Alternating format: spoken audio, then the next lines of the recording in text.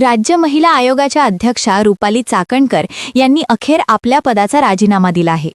त्यांनी राज्याचे मुख्यमंत्री देवेंद्र फडणवीस यांची भेट घेतली होती। त्यावेळी खुद्द मुख्यमंत्र्यांनीच त्यांना राजीनामा देण्याचे आदेश दिले होते अशी सूत्रांची माहिती होती। त्यानंतर चाकणकर उपमुख्यमंत्री सुनेत्रा पवार यांच्या भेटीला देवगिरी बंगल्यावर गेल्या होत्या। त्यांच्यासोबतच्या चर्चेनंतर चाकणकरांनी आपल्या पदाचा राजीनामा दिला। सुनेत्रा पवारांकडे त्यांनी पदाचा राजीनामा सुपूर्द केला आहे। महिलांवरील बलात्काराच्या आरोपाखाली अटक करण्यात आलेला स्वयंघोषित ज्योतिषी भोंडूबाबा अशोक खरात याला पाठीशी घालणाऱ्या राज्य महिला आयोगाच्या अध्यक्षा रुपाली चाकणकर यांना या पदाचा तातडीने राजीनामा द्या असे आदेश मुख्यमंत्री देवेंद्र फडणवीस यांनी शुक्रवारी दिले होते।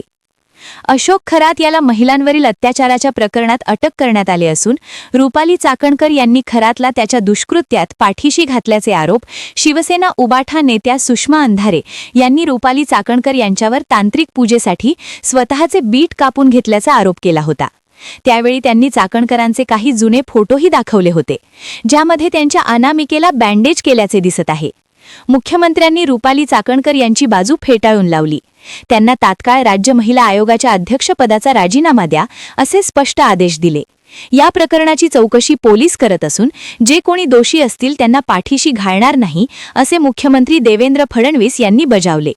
त्यामुळे चाकणकर राजीनामा देण्याशिवाय कोणताही पर्याय उरला नाही। मुख्यमंत्र्यांना उद्देशून लिहिलेले राजीनामा पत्र चाकणकर यांनी उपमुख्यमंत्री श्रीमती सुनेत्रा पवार यांच्याकडे सुपूर्द केले।